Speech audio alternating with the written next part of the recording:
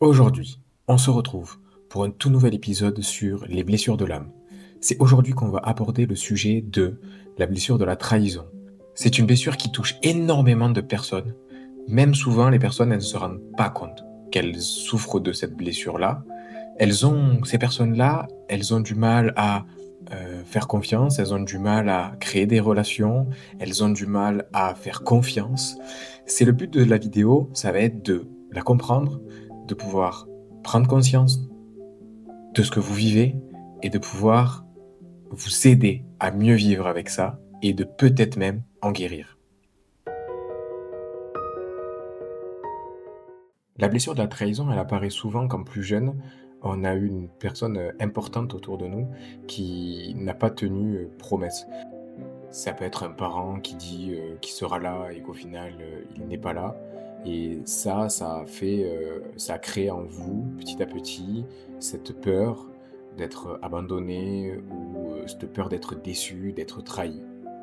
Et c'est comme ça qu'elle se construit, cette blessure. Essayez de vous poser la question si c'est le cas chez vous. Est-ce qu'un parent, un grand-parent, un proche qui était important dans votre éducation étant enfant a pu, vous décevoir, a avoir pu un comportement où, il a dit des choses mais qui n'a pas fait ces choses-là? Comment vous les avez vécues? Voilà, je pense que ce qui est intéressant pour comprendre, c'est la question de: «Est-ce que ça vous est arrivé?» À l'âge adulte, la blessure, elle prend souvent la forme d'avoir un manque de confiance aux autres, d'avoir de pas être satisfaite de ce que les gens vont faire et de vouloir faire les choses par soi-même, d'avoir le besoin de tout contrôler, d'être très exigeant avec les personnes qui vous entourent, avec les autres, dans le travail, dans votre cercle familial, avec votre compagnon. Vous pouvez rapidement aussi être déçu par, des comportements ou par, des manières d'agir ou par, des soupçons et ça peut très vite prendre de l'ampleur alors que c'était, finalement assez banal comme situation, mais chez vous, ça prend, beaucoup de place. Dans le couple, la personne, elle a besoin de savoir, elle a besoin de vérifier, elle a besoin de connaître chaque détail. Pas forcément parce que la personne, elle est jalouse, mais peut-être plus par peur que la personne, nous quitte, qu'elle sache pas que, elle peut partir à tout moment, par peur d'être déçue, en fait. C'est vraiment pas une question de jalousie, c'est plus une question de contrôle, de contrôler le fait que la personne, elle est susceptible de partir. En fait, c'est pour prévoir la trahison. C'est vraiment anticiper le fait qu'on va être déçu, que la personne elle va pouvoir nous trahir. Au travail, ça se manifeste souvent par, le fait de ne pas vouloir déléguer, la personne va vouloir faire toute seule. Elle se dit souvent, «Je on n'est jamais mieux servi que par soi-même». Elle se dit souvent, «Si je veux que ça soit bien fait, autant que je le fasse moi-même». Et dans les relations amicales, elles donnent beaucoup et elles veulent recevoir beaucoup. Et malheureusement, c'est rare quand on rencontre des personnes qui sont capables de nous donner autant que ce qu'on leur donne. Donc souvent, vous allez être déçus, frustrés. Voilà donc, attention à ça. On prend conscience qu'on vit ça, donc on fait attention à pas trop réagir. On fait attention de pas trop réagir, on sait ça. Donc on sait que c'est lié avec notre blessure et pas forcément que c'est réel. On pourrait croire que pour en guérir, il faudrait, faire confiance à tout le monde aveuglément. Non, non, non, c'est pas ça. Il faut pas se mettre dans cette confiance naïve.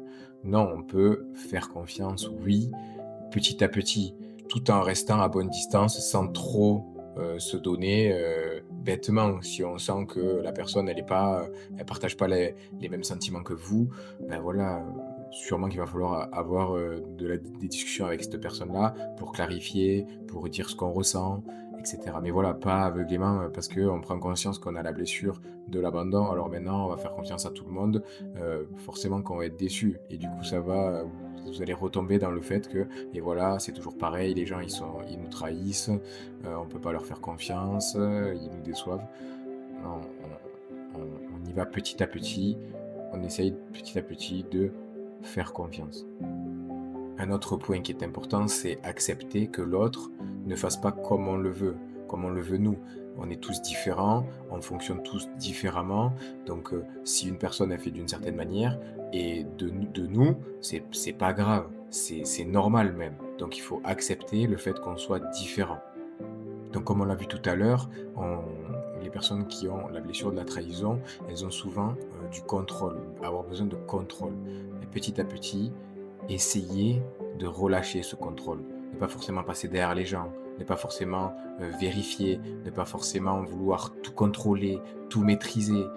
Non, on peut lâcher prise petit à petit, prendre conscience que on a ce problème-là. Du coup, on dit: «OK, là, je vais faire attention, je vais lâcher du contrôle sur ça». Dans un couple, ça peut être sur le ménage, ça peut être sur le fait qu'il ait envie de sortir. C'est pas forcément qu'il a envie d'aller voir une autre personne. C'est pas forcément parce que, il va parler dans votre dos. Il a juste peut-être, besoin, d'aller, passer un moment avec des amis. Elle a peut-être besoin d'aller, se vider la tête, elle a besoin, d'aller marcher, peu importe, on ne sait pas, mais c'est pas forcément, contre vous. Ce que vous pouvez faire aussi vous, c'est tenir vos promesses, tenir vos engagements. C'est aussi arrêter de porter tout toute seule, à bout de bras, de toujours, vous incriminer, de dire: «Voilà, bah, je vais faire ça, il faut que je fasse ça, parce que si je le fais pas, les autres, ils le feront pas». Non, l'idée, ça va être de, lâcher prise, de se relâcher, sur, vouloir tout faire tout seul. En faisant tout ça, vous allez reprendre confiance en vous et aussi en les autres et vous allez pouvoir, créer, des vraies relations avec, des personnes qui sont sincères envers vous et qui sont vraiment là pour vous et vous allez pouvoir, vous épanouir dans ces relations-là. Donc voilà, j'espère que, cette vidéo aura pu vous aider. C'est, des points qui sont essentiels. J'ai, moi aussi, dans mon entourage, des signes de personnes, qui ont, cette blessure-là et on le voit bien que c'est ça, c'est beaucoup, très rapidement, on a un soupçon de confiance, on se dit: «Qu'est-ce que la personne, elle me cache?» Ça peut être aussi, vouloir tout contrôler, ça je le vois beaucoup. Ça peut être, tout tout peut être pris pour une trahison.